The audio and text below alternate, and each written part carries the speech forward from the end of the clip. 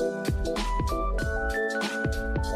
el último encuentro hicimos una introducción a lo que era Marcos, el Evangelio de Marcos en sí, las partes, el autor, el año en que se escribió, más o menos el contexto, y acuérdense que habíamos visto también el motivo, que hoy no se asusten por que diga de título Teología en Marcos, porque va a ser simple y obviamente es en base a esta situación, este contexto en el que el Evangelio se escribe en sí mismo. Ahí les vamos a compartir la pizarra. Ahí está. Bien.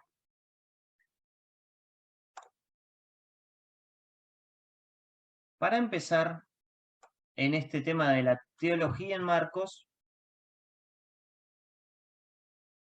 a ver, ahí ingresa otra persona.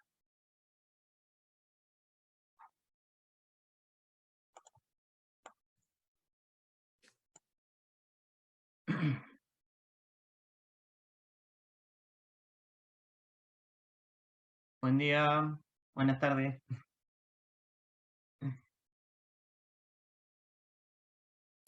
Buenas tardes. Ahí.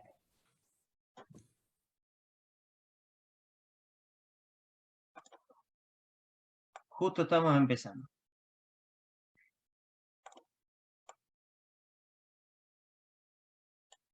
Bien.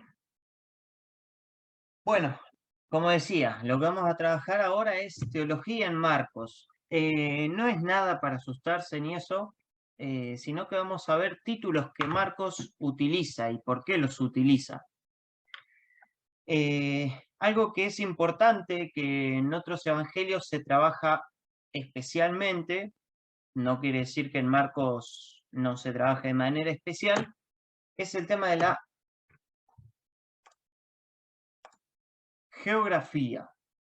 El cómo se mueve Jesús, a dónde va, cuándo va, antes o después de qué cosa va, no es un detalle menor. Bueno, uno también puede decir, bien, Marcos capaz que nunca conoció Palestina, entonces por ahí precisamente no hay una ruta que Jesús utilice, o las rutas habituales que por historia se conocen, ¿no? Las rutas comerciales, las rutas de tránsito que se usaban en la zona de Palestina por el Imperio Romano. Sandra, Sandra y obviamente el resto, cualquier cosa que no quede clara me preguntan o si quieren acotar algo, que también si tienen conocimientos perfectos, Gracias, sí. no tengo que hablar solamente yo. Gracias. Pero bueno, en la geografía, en Marcos, vemos una particularidad. En Marcos se dividen, primero hay dos partes, la zona de Galilea y la zona de Jerusalén. Y ahí tienen más o menos en los capítulos y versículos en los que se hace referencia a estas zonas. Obviamente de Jerusalén por Judea, ¿no? Toda la zona de Judea. Durante la estadía de Jesús, durante el ministerio de Jesús en Galilea, se menciona a Jerusalén de manera hostil. Obviamente se refiere a los grupos religiosos, como los fariseos, los maestros de la ley, los escribas, los sacerdotes. Es ese centro de poder religioso y político y económico que un poco abusaba de la ley de Dios para imponer ciertas normas. Ahí me confundí de una letra. Para imponer tantas normas que al pueblo, más que acercarlo a Dios, lo terminaba oprimiendo, asfixiando y alejando de Dios. Entonces, en Galilea se empieza a conocer esto, se empieza a mencionar esto, a hablar de Jerusalén como esta zona hostil. Justamente se habla de fariseos, de maestros de la ley que vienen de Jerusalén. Al final, si nos vamos hasta el final del Evangelio, se dice que en 2 ocasiones Jesús dice que después de su resurrección los va a encontrar de vuelta en Galilea. Cuando pasa todo el ministerio, pasión, muerte y resurrección, se menciona 2 veces que Jesús los espera en Galilea. ¿Por qué? Para salir de ese núcleo de poder de lo que era Jerusalén. Con esta sintonía todavía en cuanto a lo hostil. Por eso, Galilea para Marcos tiene que ser el punto de donde debe partir de nuevo el Evangelio. Como una vez pasó con Jesús al principio, ahora los apóstoles tienen que propagarse a partir de Galilea. Tienen que proclamar a partir de Galilea. Entonces, ahí queda demostrado eso, como que Jerusalén, ahí en el capítulo 3:22, se considera en el Evangelio de Marcos como la oposición al Evangelio de Jesús. Entonces, en ese ministerio empiezan a aparecer otras divisiones geográficas.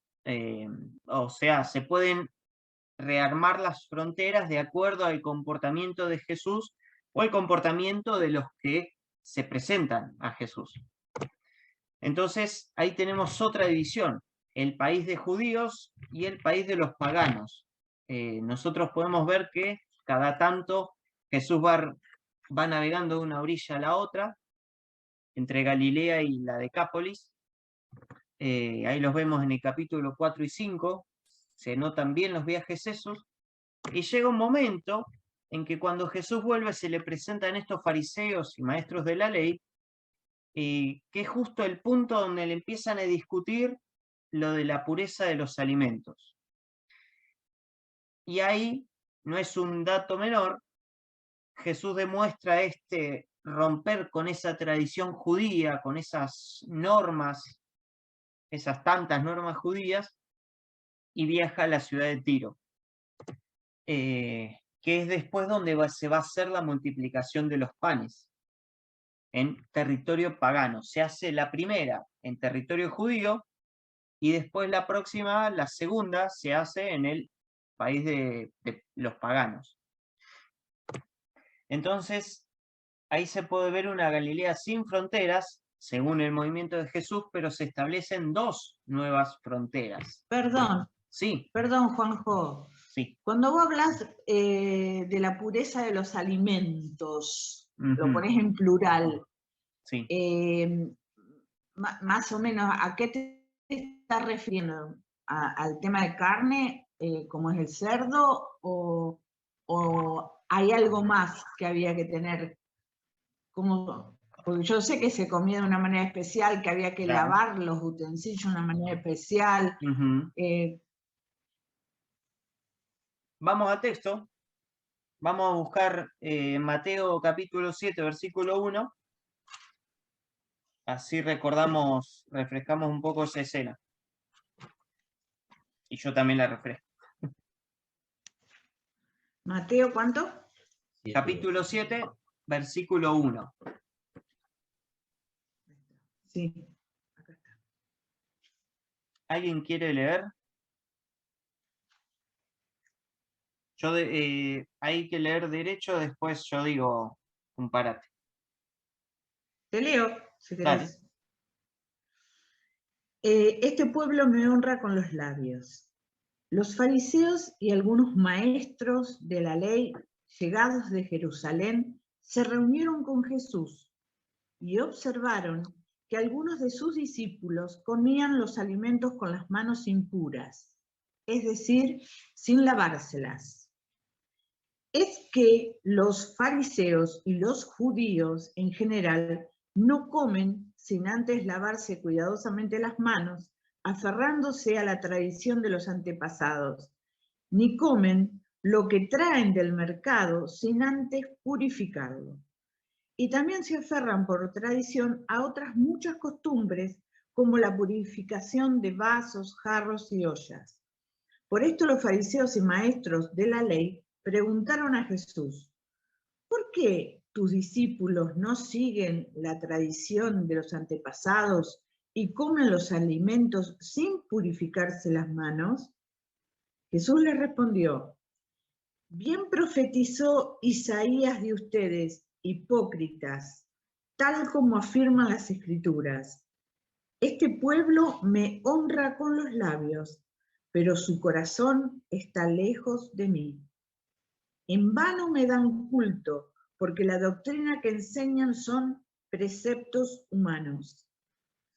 Dejan de lado el mandamiento de Dios por aferrarse a la tradición de los hombres. Y les dijo también: qué bien invalidan el mandamiento de Dios por mantener su propia tradición. Aunque Moisés dijo: honra a tu padre y a tu madre, y además, quien maldiga a su padre o a su madre será condenado a muerte. Ustedes, en cambio, afirman que si uno notifica a su padre o a su madre, declaro corbán, es decir, ofrenda sagrada, aquello que pudieras reclamar de mí como ayuda, uno quedará liberado de socorrer a sus padres. De esta forma anulan la palabra de Dios con esa tradición que ustedes mismos se transmiten unos a otros. Y como estas, hacen otras muchas cosas por el estilo. Jesús convocó otra vez a la gente y les dijo: escúchenme todos y entiendan. No hay nada afuera del hombre que, al entrar en él, pueda hacerlo impuro. Lo que hace impuro es lo que sale de él. Cuando Jesús dejó a la gente y entró en la casa, sus discípulos le preguntaron por el sentido de la comparación.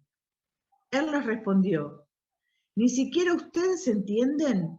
¿No comprenden que nada de afuera que entra en el hombre puede hacerlo impuro? Porque no entra en su corazón, sino en su vientre y luego va a parar a la letrina. De este modo, Jesús declaraba puros todos los alimentos. Luego añadió: lo que sale del ser humano es lo que lo hace impuro, porque del interior, del corazón de los hombres, salen las malas intenciones, lujuria, robos, asesinatos, adulterios, codicias, maldades, engaños, desenfreno, envidia, blasfemia, arrogancia, insensatez. Todas esas maldades salen del interior del hombre y lo hacen impuro. O sea que él tira por la borda toda una tradición y una palabra escrita de toda la humanidad, digamos, de toda la historia, ¿no? Sí, o podríamos decir que desmaquilla la ley de Dios. Porque fíjense que, bueno, primero, ¿cómo explica Marcos lo que son las leyes judías, ¿no? Como si te da a entender que hay una persona que no es judía que está leyendo esto, o hay que le cuenta esto. Pero fíjense cómo le pone una de las, le pone el cuarto mandamiento como fundamental, como dentro de una de las leyes más importantes, y fíjense cómo hasta habían decretado una norma que si vos decías corbán, podías, esa ofrenda que podías ofrecer a tu familia, no, eso es sagrado. O sea, ya te desligás. Entonces, ahí es uno de los tantos ejemplos donde Jesús dice, a ver, están poniendo tantas normas o tantas reglas que lo que se considera sagrado termina siendo intocable, y no solamente intocable, sino que podría ser una ofrenda para ayudar al que lo necesita, ¿no? Entonces, sí, Jesús tira por la borda leyes, pero leyes que no van con lo que Dios quiere. Perfecto. Porque fíjate que Corbán contradice o deja inactiva una ley importante que es la del cuarto mandamiento de honrar a padre y madre. Claro, sí, impresionante. Sí, o sea, Sí. impresionante y qué caradurez de los, de los que iban imponiendo estas leyes. Claro, iban como variando todo, claro, la costumbre, que es una de las fuentes de la ley, van Ujú, como haciendo leyes de cosas, transgiversándolas, las claro, van claro. exacto. Bien. Entonces, por eso, obviamente, no me acuerdo bien los otros evangelios, pero es como que está un poco más acotado esto de las impurezas de las manos, ¿no? O hay otra escena de Marcos donde les pasa lo mismo. Em, no de la impureza de las manos, sino de comer alimentos de cualquier lado. Pero Bien. Perdón, ¿puedo agregar algo? sí, sí, por Acá, supuesto. porque lo veo visualmente, que has puesto el país de judíos, país de paganos, claramente la manifestación de la multiplicación de los panes se hace en un entorno abierto, sin ninguno de estos elementos de cuidado, de limpieza, Claro. de qué sé yo, todas estas normas, ¿no? Se ve claramente, porque están puestos a la misma altura también, o sea, visualmente ya nos está mostrando que para los paganos no le transmiten esas mismas leyes, se le transmite lo esencial, Claro. no lo mismo que los judíos ya lo que te había que desterrar un poco de Ujú. los judíos, no lo llevan a los paganos. Entonces ahí viene apareciendo la novedad, lo nuevo, ¿no? Del evangelio que Jesús proponía en los ojos de Marcos. Exactamente. Bien. Sí, sí. Y esta pureza, obviamente, que dice que no viene de afuera, sino de adentro. Lo que entra al cuerpo vuelve a salir. Y lo dice de manera muy elegante. Eh, lo da a entender. Pero después, todo lo demás es lo que sale del corazón del ser humano. Eh, entonces, fíjate cómo Jesús va más allá de si te lavas las manos para comer alimentos o qué alimentos se pueden comer, ¿no? Entonces, en esto sí, es como decía Sandra, es como Jesús marca una diferencia y por ahí los paganos no tenían tanto esa de la pureza de los alimentos, o capaz que sí, de alguna manera. Esto de que el judío no podía comer tales tipos de animales, porque estaba escrito en el Éxodo o no me acuerdo en qué parte, eh, pero justamente esto de la variedad de alimentos, o sea, a Jesús no le importa tanto eso, sino más lo que sale del corazón del ser humano. Eh, pero bueno, como decíamos, antes también en el país de los judíos hubo una primera multiplicación de los panes, antes de esta, del capítulo 8, versículo 10. Entonces, así se rearman fronteras. En Marcos, Jesús rearma fronteras, o según la actitud de las personas, las fronteras van cambiando. Y las dos nuevas son el espacio de los fariseos, que representan la oposición y la cerrazón, y obviamente toda la gente que se puso en contra de ciertas cosas de Jesús, y el espacio de los paganos, que a su vez se consideraban, se empezó a considerar como este espacio, este nuevo espacio para la misión, una misión universal. Obviamente de otros momentos, por ejemplo el caso de la Sirio-Fenicia, donde podríamos decir que Jesús se da cuenta, o él mismo aprende que, bueno, los paganos también están hambrientos de esa salvación o ese amor de Dios, aunque sean las migajas que caigan de la mesa de los judíos, pero que también esperan esa gracia de Dios. Y bueno, terminando un poco el tema de la geografía, ahora vamos a recordar que la situación era, hablando de geografía, que nos encontramos en Marcos a una comunidad, o que Marcos escribe a una comunidad en Roma o alrededores, que está sufriendo una crisis cristológica, podríamos decirlo, porque tenía o se había quedado con esta falsa concepción de Jesús Mesías, Jesús Hijo de Dios, pero de ese Mesías triunfalista, de ese guerrero, ese caudillo, de ese guerrero político que supuestamente venía a liberarlos de los países que lo oprimían. Por eso Marcos trata de responderles o trata de llevarlos a que se pregunten quién es Jesús a lo largo de todo su evangelio. Y les trata de dar la respuesta, que incluso esta incomprensión de los discípulos o de la gente que lo escucha, tanto del rechazo ahí presente de los fariseos como y todavía no comprenden de los apóstoles o el resto de los discípulos, es como que también va dando respuesta de, bien, lo que iba pensando la comunidad romana. No sé si necesariamente la comunidad de la época de Jesús, sino lo que estaba viviendo actualmente la comunidad de donde se encontraba Marcos. ¿Me explico con esto? ¿Soy claro? Bien. Entonces, eso, por un lado, nos deja entender que los evangelios no son un relato biográfico de Jesús y de su entorno, sino que tratan de dar una respuesta para el contexto que se está viviendo en esas comunidades, llevándolo al momento de vida de Jesús.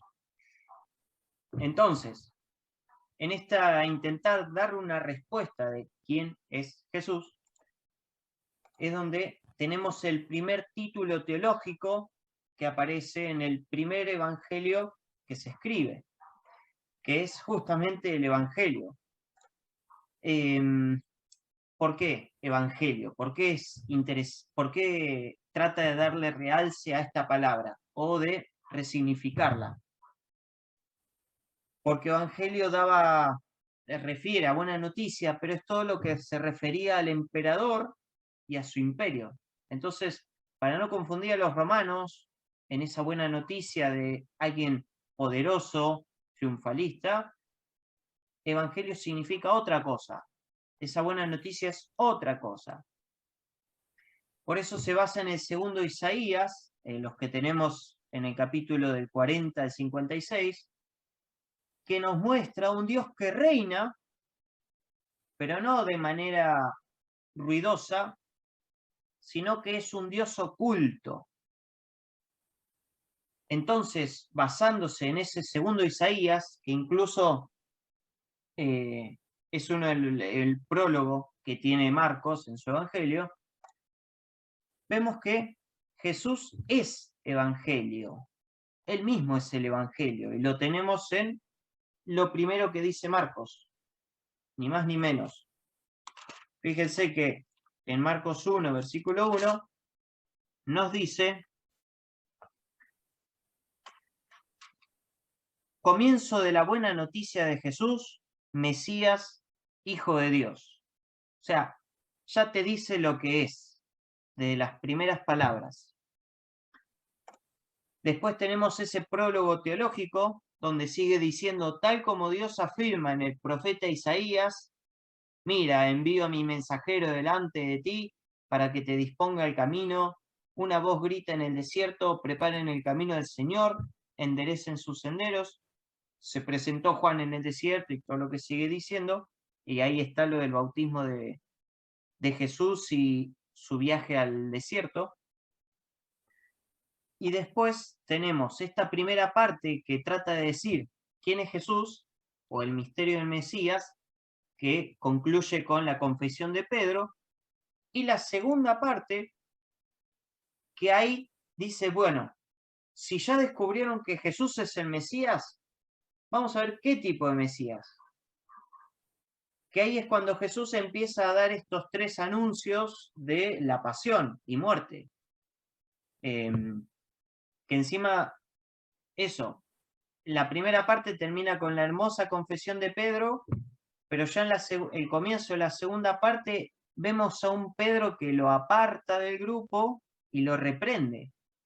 ¿Quién sos? ¿Quién sos para reprender a Jesús? Podríamos preguntarle. O sea, cara dura.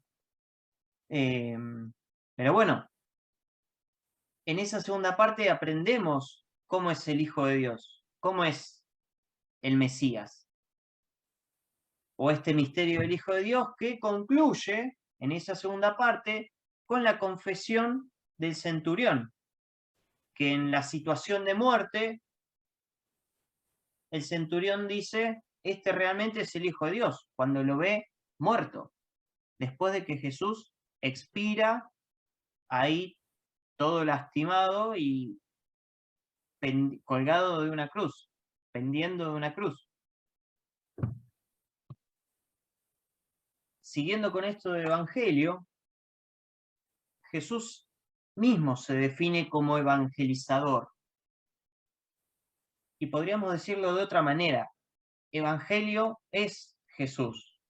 No es que Él trae el Evangelio o Él proclama el Evangelio. Jesús mismo es Evangelio, o Evangelio es Jesús. Un pequeño aporte. Sí. Heriberto Rivas, biblista, sacerdote biblista, que ha hecho muchas cosas, habla de que Jesús es el Evangelio del Padre, con estas palabras, ¿no? Porque es una noticia que el Padre nos regala a todos, ¿no? Exacto, exactamente. Que Jesús, siendo Evangelio, es ese Mesías que trae el reino, pero como Dios oculto en una auténtica existencia humana. Y tenga presente esto, recuerden que el encuentro pasado habíamos dicho que, o les había manifestado que en Marcos encontramos a un Jesús muy apasionado, muy sentimental, que se enoja, que se expresa, que se compadece, que toca, que siente debilidad.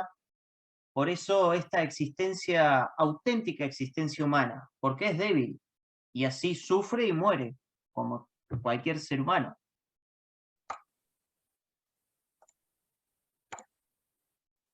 Entonces, este concepto de evangelio es central en la cristología de Marcos. O sea, no es lo que escribe evangelio en sí, sino Jesús es evangelio. Por eso Marcos es el único, y presten atención a esto para que se entienda bien, Marcos es el único evangelio por la finalidad catequética de la obra. Esto de que Jesús es la promesa cumplida. Y Mateo, Lucas y Juan, ¿qué son entonces? Son evangelio, sí, a partir de la idea de Marcos, pero reciben el nombre como un concepto literario, más que por lo que Marcos quiere expresar. Sí, en Mateo vemos que a Jesús y todas sus obras trata de justificarlas a partir de la primera alianza. Pero no va tanto a este fondo de Jesús como Mesías al que va Marcos. Entonces, Mateo, Lucas y Juan terminan siendo evangelio como concepto literario, ¿no? Como este uso del lenguaje teológico narrativo. ¿Voy siendo claro hasta acá? ¿Sí? Bien, Ana, perfecto. Bien, hola Lili, perdón que no te saludé. No, yo perdón que por la tardanza. Se escucha bajito. Lo de siempre, perdón por la tardanza. No hay drama, no hay drama. Bien. Seguimos con otro título que aparece en Marcos, que es Mesías.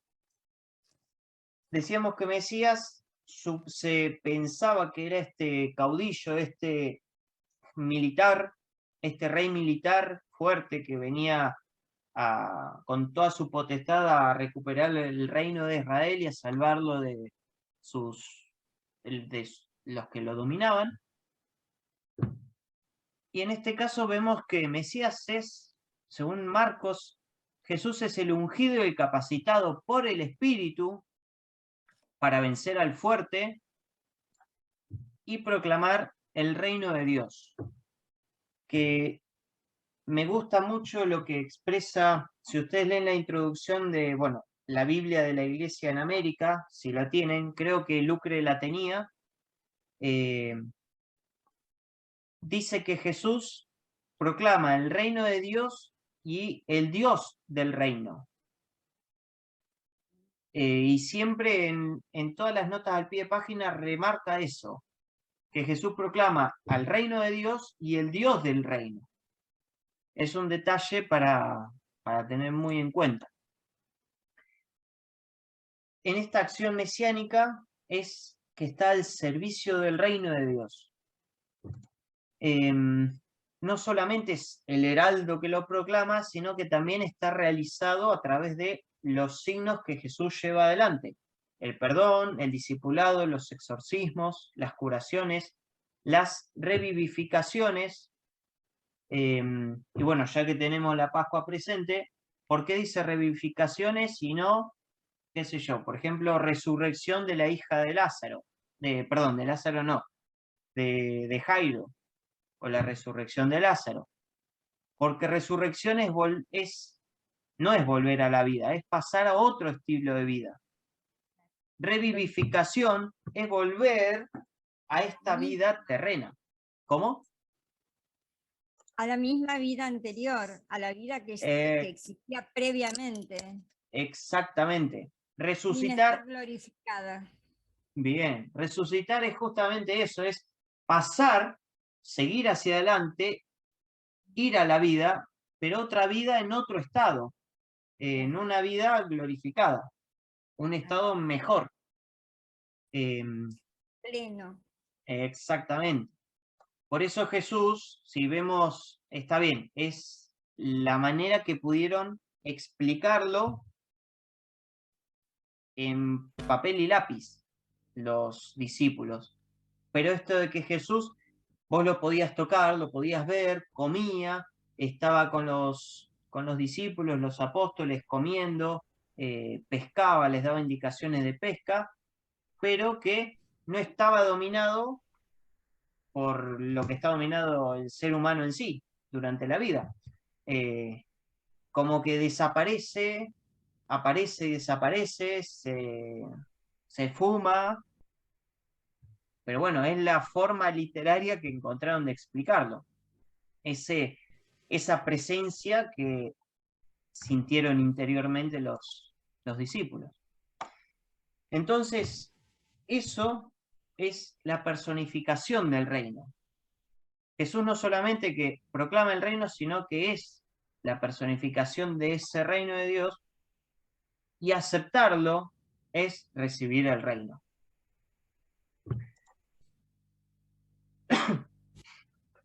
Pero,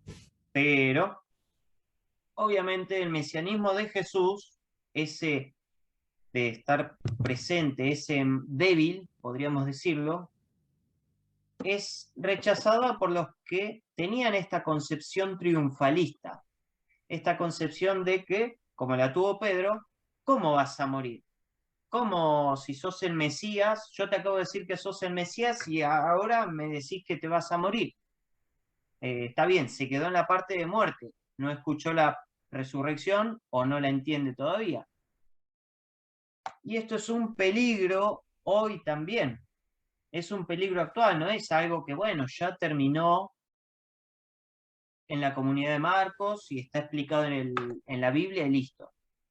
Este mesianismo de Jesús triunfalista, y es un peligro que se arrastra, que es actual a cualquier periodo de la historia, y dentro de 100.000 años lo van a seguir teniendo. No sé cómo, ojalá que no, pero va a seguir estando, o podría seguir estando.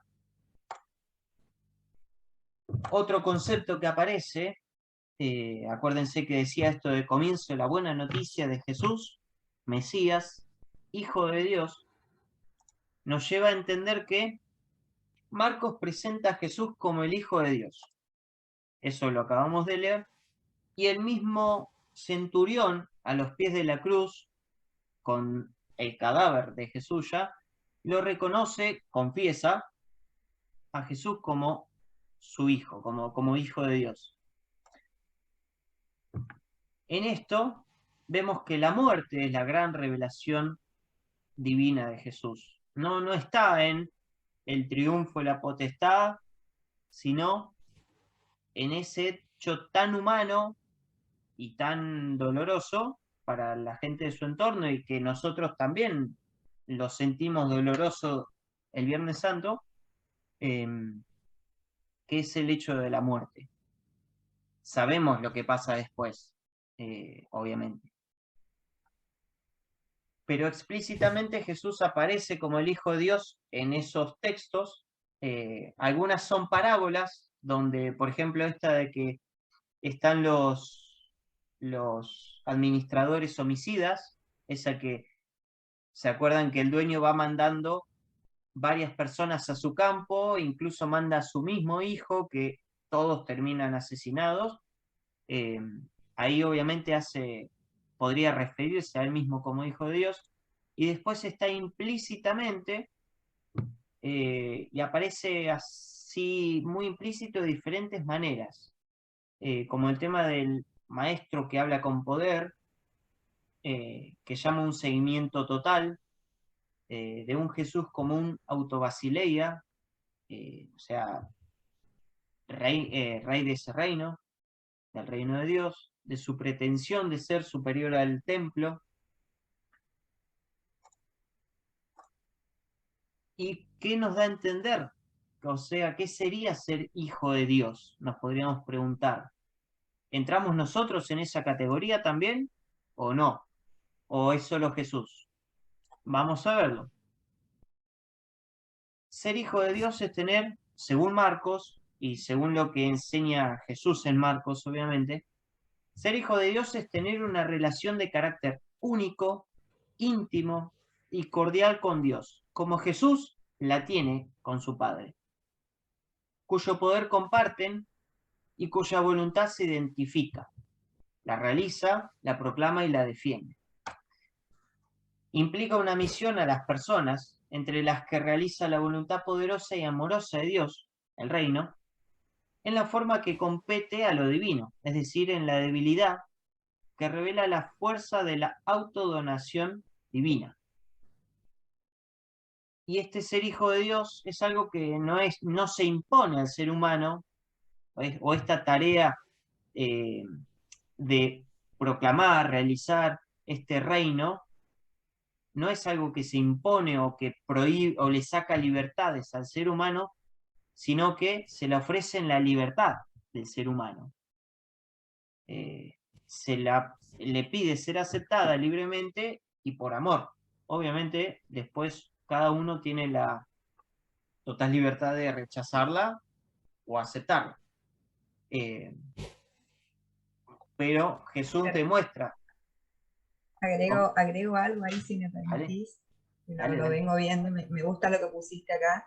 Se ofrece, ahí pierdo algo, no sé qué dice, pidiendo ser aceptada libremente y por amor. Y eso lo demuestra muy claramente en lo del centurión, porque también vemos Marcos escribe a los romanos, entonces demuestra cómo una transformación de un romano justamente, no es azaroso, y que lo expresa libremente, le nace espontáneamente, luego de mostrar esta transformación a la que vos estás haciendo referencia, ¿no? Entonces se puede ver eso en el entorno donde Marcos está escribiendo, también les está mostrando la libertad también con esos mismos hechos, ¿no? Y de un romano como ellos. Exacto.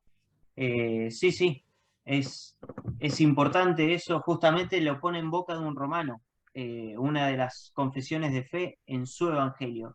La primera ocurre de un judío, Pedro, que también le sale espontáneamente. Pero pero Marcos podría haberlo hecho a propósito, podríamos pensar, ¿no? Decir, bien, vemos a vemos a Pedro como este judío que lo reconoce, pero sigue teniendo esa concepción del Mesías triunfalista.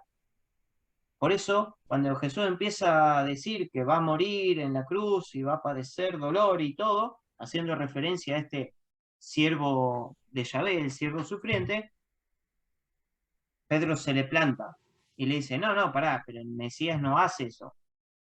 Recién te acabo de decir que sos Mesías y vas a morir.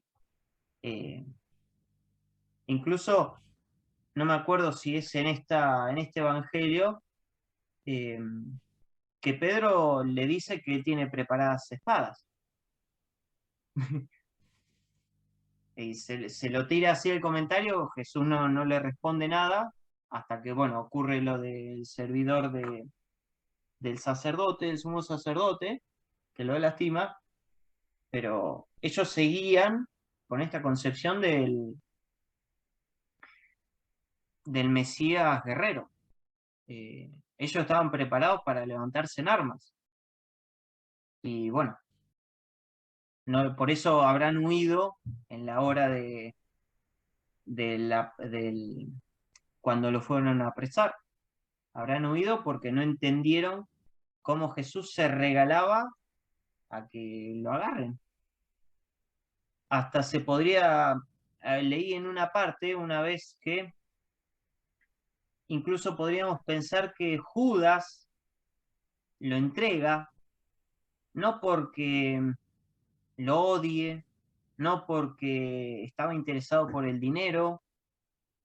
Bueno, cada evangelista muestra diferentes motivos o diferentes cosas por el cual Judas lo entrega. Pero había leído que Judas podría haberlo entregado intentando que él accionara, o como forzándolo a accionar. Y Judas, en ese ver que el Jesús guerrero que esperaba no actúa, sino que se deja agarrar, se entrega, claro, se dio cuenta que vendió sangre inocente. Y la culpa lo habrá llevado a, bueno, lo llevó precisamente a, según el evangelista, a suicidarse o, bueno, morir por una desgracia. Cada evangelio tiene su fundamento en escribir eso. Creo que, no sé si Marcos no lo relata, la muerte de Judas, pero justamente se puede pensar que Judas lo entrega por eso. O sea, que quiere forzarlo a actuar como ese Mesías guerrero. Bueno, levántate en armas. Y no lo hace. Siempre desestructurando Jesús. Sí. Desestructurando. Todo el tiempo pateando hormigueros, ¿viste? Porque la verdad que si uno se pone en contexto y se mete dentro de esa escena, ¿no? Vos venís con una matrix, ¿no? De un concepto de Mesías que hasta ese momento era ese, no había otro. No. O sea, es impresionante cómo Jesús vive desestructurando las cabezas. Hace un rato hablábamos de la tradición judía, de todo lo que es las leyes con los alimentos, ¿viste? O sea, él viene a romper, hasta de sus seres queridos, porque él amaba a Pedro y amaba a todos, pero bueno, los más cercanos, todo el tiempo no entienden nada, ¿no? O sea, es como, está desestructurándoles todo el tiempo y nos desestructura a nosotros también, ¿no? Hoy en día. Exacto. Sí, es increíble cómo seguís leyendo a Jesús, buscando, qué sé yo, el Jesús espiritual y el Jesús humano, y cómo el Jesús humano sigue sorprendiendo, o sigue rompiéndote la cabeza, desarmándote los marcos que tenés. Sí, pero de una humanidad porque viste, no sé, cuando uno en general pone, habla de la humanidad, en general se para desde el lado de los errores, ¿no? Como diciendo, puta, somos todos humanos, cometemos errores. desde un lugar muy bajo, diremos, pero él había como una universalidad de cosas, ¿no? Porque él era humano, pero a la vez marcaba camino con su humanidad, ¿no? Desde la humanidad nos iba enseñando la verdad, cómo pararse con todo, ¿no? Es maravilloso. Sí. Bueno, ahora vamos a seguir hablando de eso. Total, esto ya termina. Pero en ese ser hijo de Dios, Jesús revela a este Dios oculto que veníamos hablando de Isaías, del segundo Isaías, que también Marcos lo trae a colación, que vive una auténtica, y ahí está lo que decías vos, Lucre, una auténtica existencia humana, en la debilidad, sí, como un humano frágil, pero que es auténtico a la vez.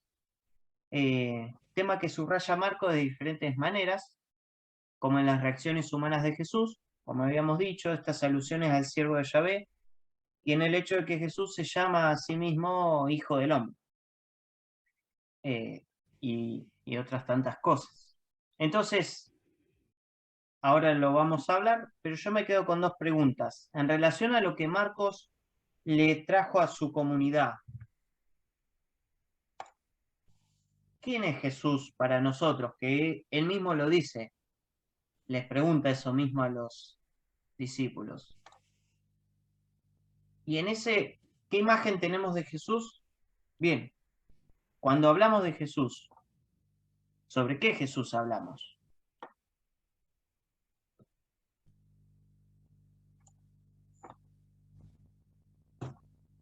Preguntas abiertas Buenas para noches. charlar. Me había saludado. Hola, Adri.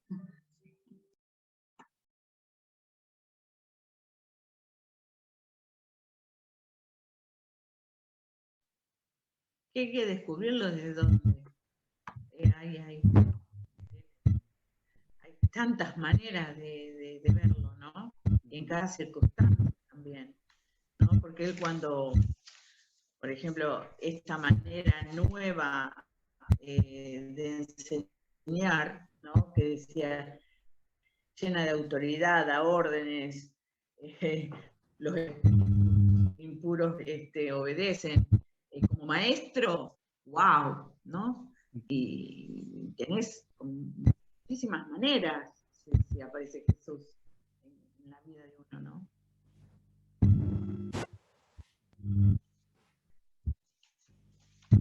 No alcancé a escuchar la última parte porque no pude entrar antes.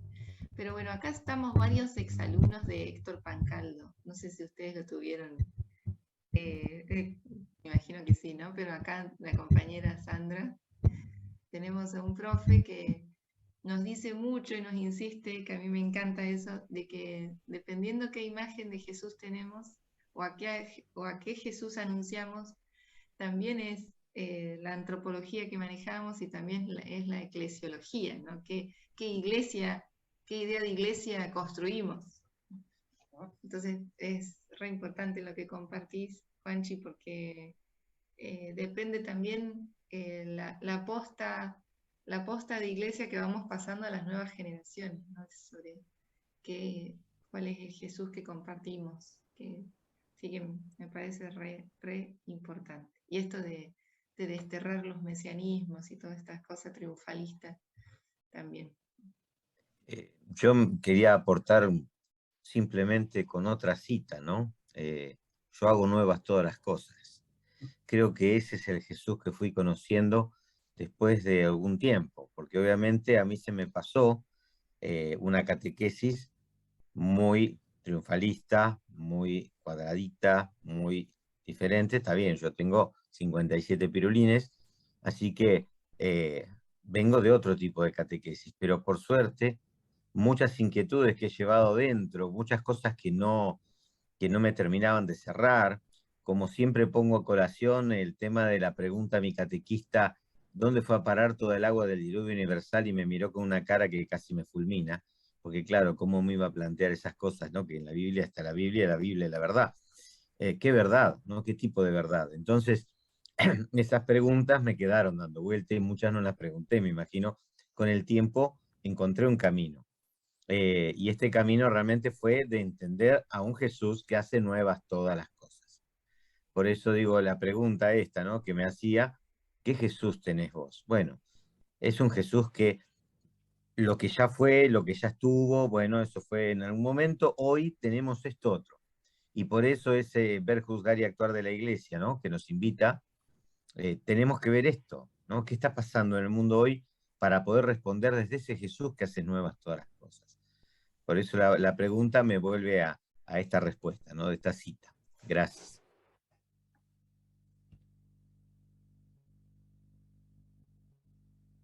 Bien, ahora es libre, que circule el mate, el café, las opiniones, más preguntas, respuestas. No sé. La mirada esta también que está en Marcos de esa llamada personalizada al discípulo, ¿no? Esa misión de tener un sentido comunitario, del camino, de seguir, ¿no? Los seguidores del camino. Me gusta mucho ese llamado, ¿no? A seguirlo en el camino, ese sentido, ¿no? de comunitario y tan de nuestro carisma marianista, ¿no? Ahí en Marcos, no sé, esa parte de la misión, ¿no? Lo comunitario. Síganme, ¿no? Vengan conmigo, la invitación, ¿no? Vengan, sencillamente eso, vengan conmigo. Y tanto.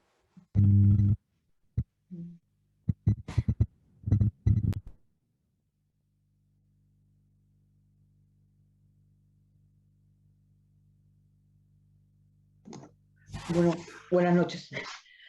Yo, Marcos es el evangelio más humano, y por eso es el Jesús que más me gusta. Y creo que quién es Jesús para mí es aquel que pudo mostrar con su vida el Dios que hay en el interior de cada uno de nosotros. Es quien ha mostrado en su forma un Dios y ha revelado al Padre, como todos en nuestro interior deberíamos hacer, ¿no? Entonces, Él es el que me muestra el camino, que a pesar de que me equivoque o me enoje o muchas cosas humanas que nos pasa a todos, en el fondo Dios está incluido en nosotros. Y para mí el Jesús que muestra Marcos es el Jesús superhumano y por lo tanto es el ejemplo a seguir. María en nuestra vida marianista es quien lo ha hecho desde la persona de ser mujer, fundamentalmente, ha exteriorizado a ese Dios que tenemos dentro, y Jesús para mí es eso, es la expresión máxima de lo que todos podemos ser.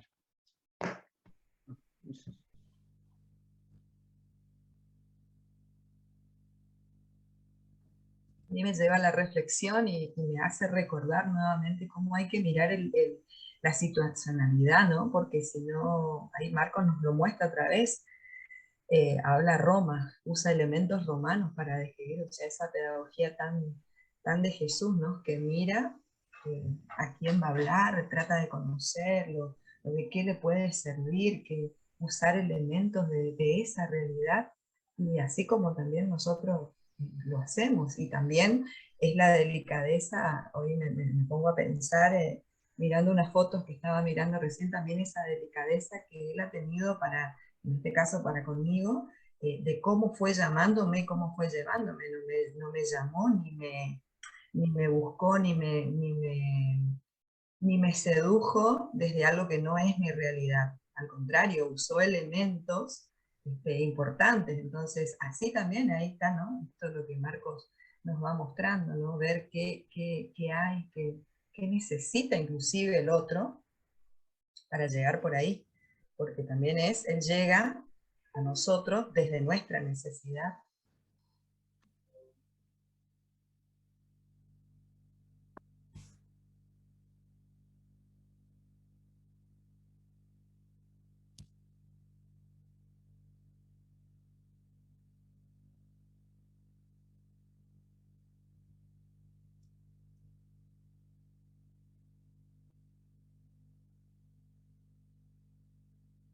Antes cuando escuchaba a Lucre, antes de terminar, esto de que decía ella de cómo Jesús rompe moldes, o te rompe estructuras.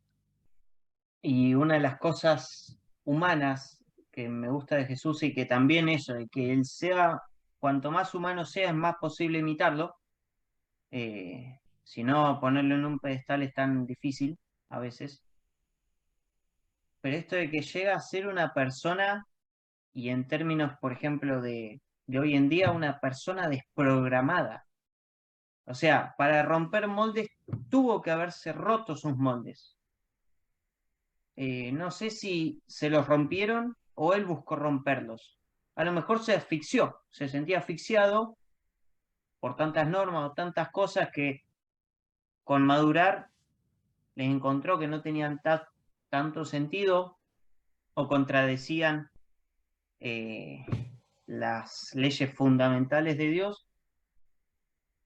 Y para romper cabezas hay que romperse la primera.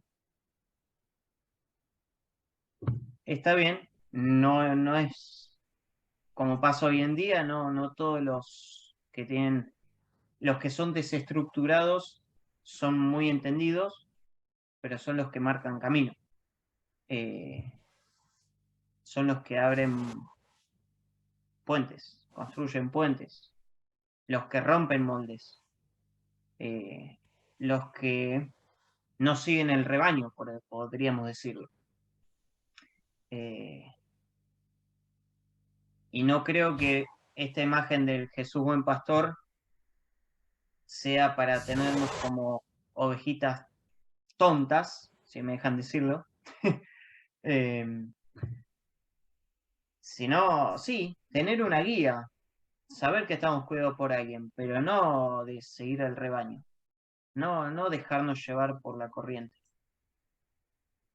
Por eso me gusta tanto su autenticidad, que Marcos lo remarca mucho.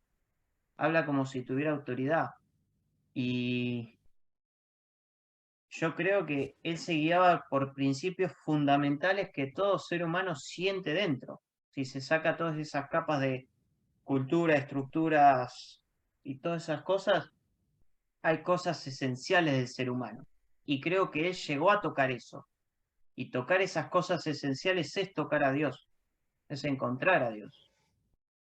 Tenía interioridad, podríamos decirlo. Y alcanzar esa interioridad hace que después cuando volvés para afuera es otra cosa. El mito de la caverna sería para los que lo conocen, ¿no?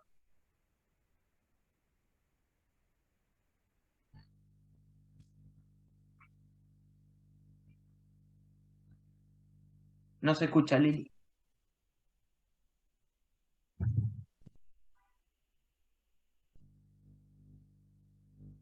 Escribílo en un mensajito, Lili. A ver si lo conozco.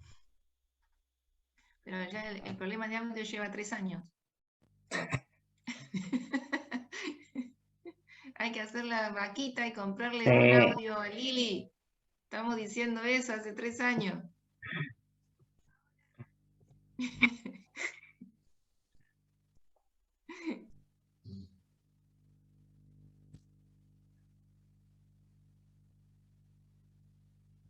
Para sumarle una ideita para ir compartiendo esta pregunta tan linda, ¿no? De quién es Jesús. Todo lo que a mí, por lo menos en mi experiencia, todo lo que tenga perfume profundamente humano, eso tiene que ver con la presencia de Jesús. Y Marcos me gusta por ese lado, ¿no? Porque es tan humano. Pero con la idea cabal de lo que es el ser humano a imagen y semejanza de Dios, ¿no? Todo lo que tenga esa presencia encarnacionista, por decir así, ¿no? Que tenga que ver con la opción de Dios por la humanidad y que muestre una humanidad nueva, ¿no? Traer la línea de, como decía Héctor, que hace nuevas todas las cosas. Entonces, por ejemplo, en cosas tontas, ¿no? Ahora que estuvimos con toda la movida de Pascua Joven y las celebraciones y demás, la persona que se acercaba y decía, no te preocupes, yo voy a estar. Para mí, Jesús pasa por ese lado, ¿no? O la persona que decía, desligate de eso, yo me encargo, ¿no? O yo me encargo del fuego, yo consigo las velitas, yo hago a esto, yo hago todo lo que es, bueno, también Luke decía lo comunitario, lo familiar, lo que te hace sentir en familia y te da ese calor de hogar. Bueno, todo eso para mí tiene que ver con quién es Jesús, ¿sí? Al final es el otro, ¿no? La respuesta va por ahí.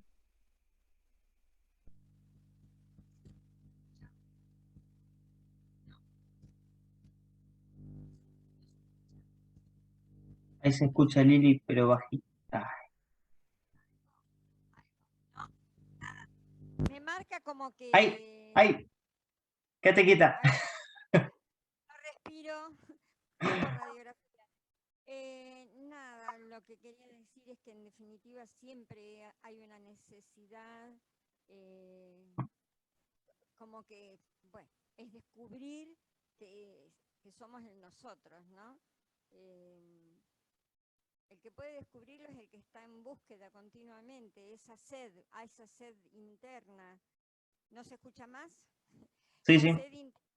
La sed interior que te hace poner en movimiento y te hace mirar y decís, salís del yo para el nosotros, y el nosotros por ahí podés, por ahí son los otros, no sé, pero siempre lo negativo que hace que estés incómodo con ese los otros, si uno se deja fascinar por esta autenticidad de Jesús, es realmente lo que te pone en movimiento para llegar a lo esencial y sacar todas las capas de cebolla que son defensas, que son prejuicios, que son pegotes, que son cosas que están en los otros muchas veces, y en esa comparación aparece la búsqueda, la necesidad y la sed profunda, ¿no?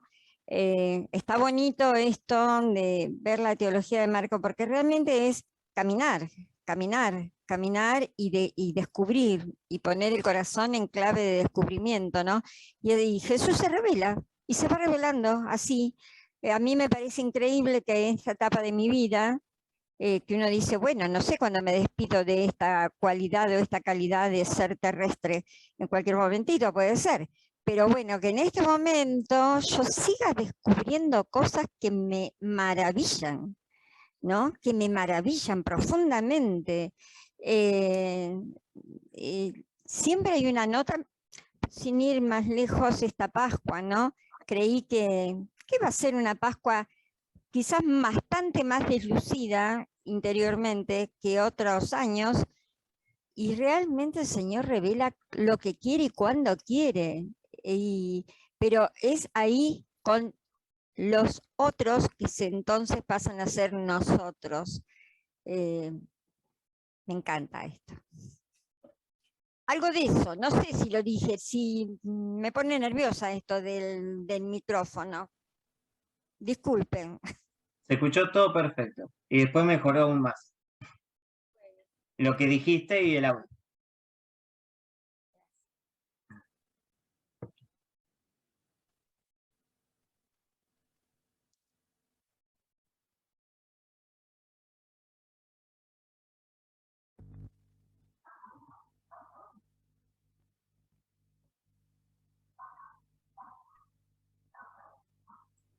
Bueno, algo voy a decir, pero la verdad es que como que ya dijeron todo, ¿no? Y me gustaría decir un poquito de cada cosa. La verdad es que para mí Jesús es todo, ¿no? Porque realmente lo que me gustó también de esto del Evangelio de Marcos es cómo al irse a como ver las cosas en macro, no ver por ahí, analizar esto cosita por cosita, sino también verlo desde lo macro. Veo cómo Jesús sufre tanto las negaciones, la traición, el abandono de sus comunidades, cómo lo seguían y sin embargo, bueno, después lo dejaron de seguir y yo digo, ¿cómo fue tan humano, ¿no? Siendo Dios, fue tan humano y y realmente por eso creo que es la comprensión tan grande, la misericordia y la comprensión tan grande que tiene Jesús hacia nosotros, ¿no? Y pienso, sí, cómo ha cambiado mi mirada desde que uno estudió el catecismo hace millones de años a ahora, ¿no? Cómo pasó del temor que yo tenía, de que nos castigue, qué sé yo, como decía mi mamá, a la misericordia, al amor profundo, al perdón. Bueno, todo eso que significa hoy Jesús para mí.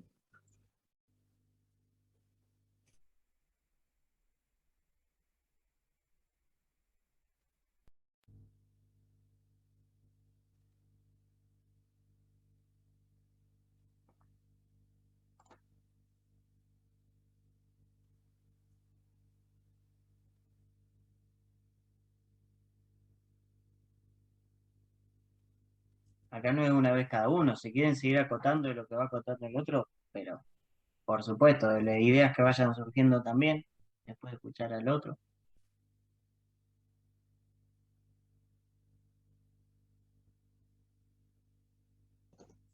Yo lo que quería comentar un poco desde España, la Pascua se vive de otra manera, ¿no?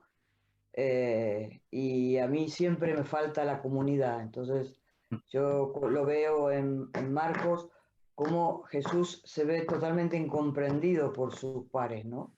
No hace más que decirle, pero ustedes no lo terminan de entender, y creo que se muere y lo sigue sin entender, pero lo entienden después, ¿no? O sea, de alguna manera la fe de que, bueno, tarde o temprano habrá comunidad, ¿no? Mi fe para esta Europa, que es un desastre, comunitariamente, es que la gente empieza a tener necesidad de comunidad, porque acá hay una fe tan individualista que nadie se ha dado cuenta que la fe no es uno, tiene que ser comunitaria.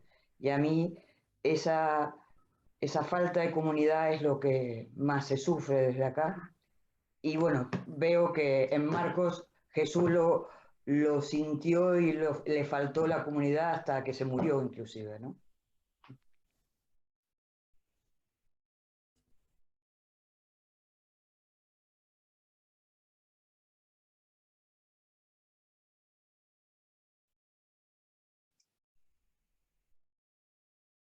Bueno, estaba buenísimo lo que decías, Maru, y le sumo algo que a mí todo el tiempo me quita el sueño, y es cómo ir pasando la posta en cuanto a la evolución del mensaje evangélico en estos tiempos. A cómo en estos tiempos se necesitan otros lenguajes y cómo encontrar esos lenguajes adecuados que sean fieles al mensaje, cuánto estudio necesitamos, ¿no? Y cuánto calentar la silla es necesario para poder como hacer de bisagra en esto y poder transmitir el mensaje evangélico para estos tiempos, ¿no? Y no que el evangelio muera con nosotros, no que el evangelio quede como con lo que vos decís, Maru, ¿no? Como cosa individual, cosa de algunos. Y encima, cosa de algunos elegidos, ¿no? Y que los chicos de hoy se apasionen con esto. Hoy, en estos días lo veíamos con la Pascua Joven, y también lo veía viendo que algunos vocacionalmente abren el corazón, otros no, pero bueno, así va la cosa, ¿no? Nosotros somos acá 8, no sé cuántos somos, 8, un poquito más porque hay dobles, pero no es cosa, es como el equilibrio es muy fino, ¿no? No es cosa de masas, pero tampoco es que tiene que quedar en algunos elegidos, ¿no? Entonces, ¿cómo encontrar el equilibrio en pasar la posta a las nuevas generaciones, hablando el lenguaje de las nuevas generaciones, pero siendo fieles al Jesús del Evangelio?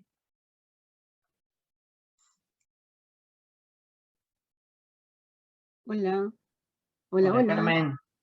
Buenas tardes. Qué gusto. ¿Cómo andas, Carmen? Oh, hola, Qué alegría, Adri. Carmencita. Gusto verte, Adri. Igualmente, feliz Pascua. Igual para todos ustedes. Hoy ¿qué van a estar tu papito? Ah, sí, ahí está, pues, ¿dónde está? Ah, sí, bien. Qué bien, qué bien. Me costó un poquito, pero ya estamos aquí en... Muy bien. Después voy a subirte el video y pasar los archivos de hoy. Pero más o menos lo que Ya. estuvimos hablando es de, bien, hoy en día, ¿quién es Jesús para nosotros y qué Jesús estamos transmitiendo? A partir de Marcos, ¿no? A partir de lo que vamos leyendo en Marcos. Ya que nos dieron permiso de hablar un poquito más, trataré de ser breve, pero esto que nos aconteció, o sea, que volvemos a celebrar y acontecido, y acontece en cada misa, que es la Pascua, ¿no? ¿Qué Jesús contagiamos?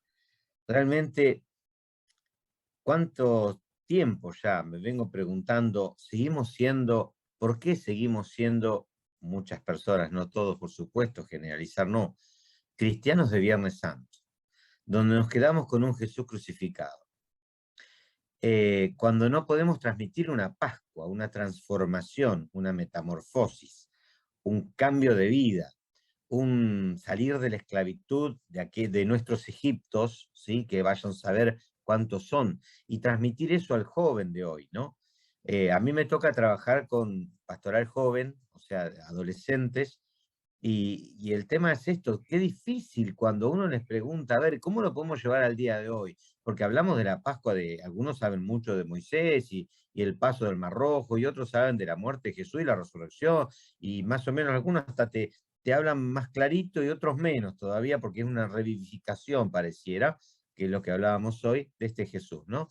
Sin embargo, decir, bueno, ¿y eso para qué nos sirve a nosotros? Un para qué, ¿no? Es un cómo. ¿Cómo se hace Jesús presente en nuestra vida? ¿Cómo podemos salir de nuestros Egiptos? Decíamos que pueden ser una adicción a la droga, la adicción al celular, la adicción al alcoholismo, una vida de miércoles, una familia que puede estar destruida y está mal y no hay recuperación. O sea, ¿cómo podemos transformar esa vida en una vida nueva? Entonces, a veces nos quedamos, yo les digo a los chicos, yo le enseño a un loro el Evangelio, y eso no es evangelizar, repite como loro, palabras que fueron hechas para un grupo. Por ejemplo, hoy Marcos, ¿sí? Fue hecha para los romanos. No somos ni romanos, ni tenemos el contexto aquel. Entonces, como decía Adriana, ¿cómo mirar los contextos actuales y traducirlo en palabras de hoy? Ese mismo amor de Dios a nosotros, ese amor apasionado, porque nosotros hablamos de la pasión de Jesús, pero a veces lo asociamos al padecimiento solamente. Sin embargo, la pasión de Jesús de morir apasionadamente por ese amor que lo transformó todo, ¿no? Que hace nuevas todas las cosas. Hizo nueva hasta la cruz. O sea, que antes era un signo de vergüenza y a partir de él fue un signo de salvación. Entonces digo, wow, ¿no? ¿Cómo poder lograr ese cambio, esa dialéctica nueva, ¿no? Pero bueno, está todo en ensayo y está todo en la creatividad cuando el espíritu en nosotros pone nuevas palabras, hace nuevas las cosas y nos anima a romper las estructuras como las rompió Jesús. Y hago silencio si puedo hablar.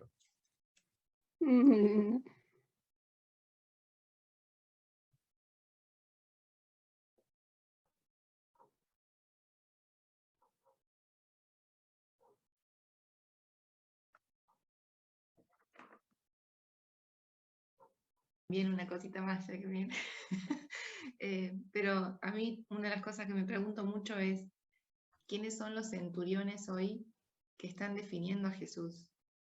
Porque a lo mejor tantos y tantas están definiendo a Jesús con nuevos títulos, ¿no? El centurión en su momento dijo, este es verdaderamente el Hijo de Dios, pero capaz hoy lo están definiendo de otras maneras, ¿no?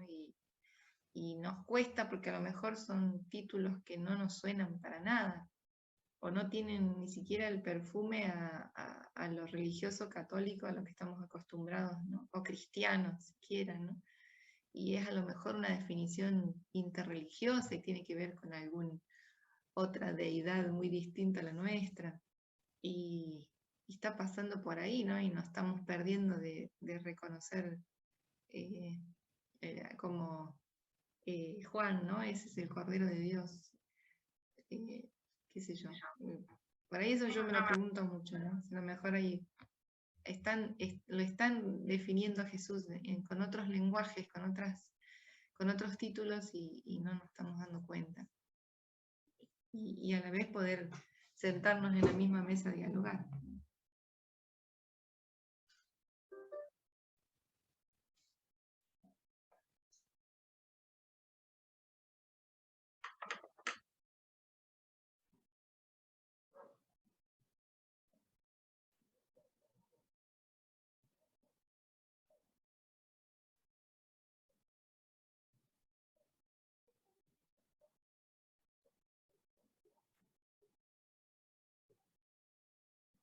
Sí, acá, por lo menos como la iglesia y lo que es Jesús está asociado absolutamente con el poder, nosotros trabajamos con las ONG y donde Jesús es sinónimo de humanizar, porque todo lo que se humaniza es sinónimo de Jesús. Y por eso acá la interreligiosidad, somos bichos raros, porque la religión institucional, constitucional, es un Dios y un Jesús de Viernes Santo absolutamente, todas las procesiones y todo eso son importantes hasta el viernes, después la del domingo se olvidan la mitad.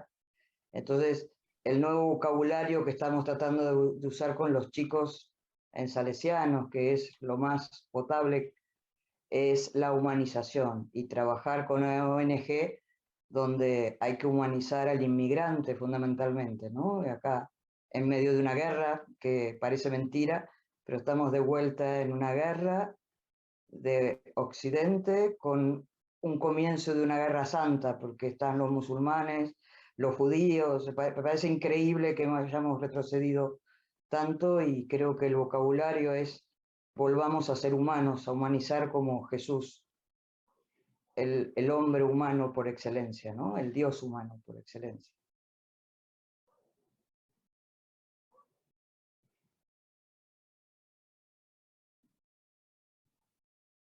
Sí, y también esta pandemia que no me atrevería a decir estamos dejando atrás todavía. Gente que de alguna u otra manera se acercó a algo espiritual o alguna creencia debido a la pandemia, buscando esperanza, ¿no? Buscando algo a qué aferrarse.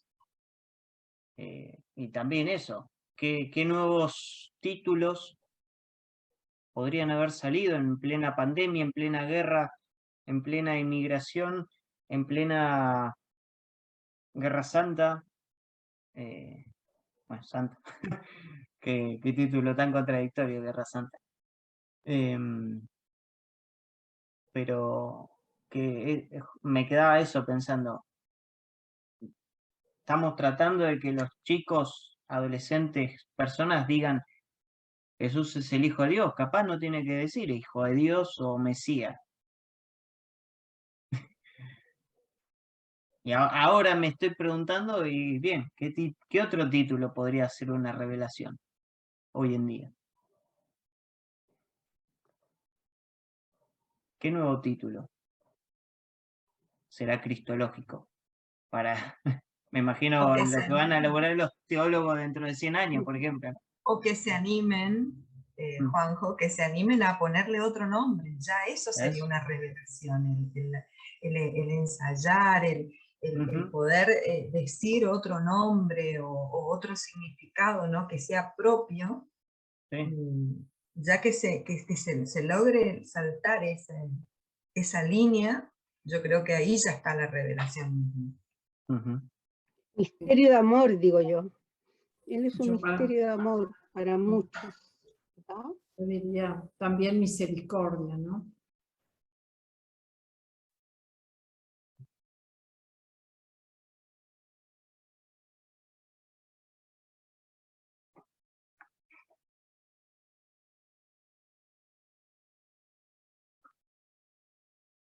Bueno, a esto nos invita Marcos, a preguntarnos quién es Jesús, y ya no en el contexto romano del siglo I, sino ya en el contexto del siglo XXI, occidental, latinoamericano, europeo, chaqueño, juninense, Chile, Patagonia, el que sea.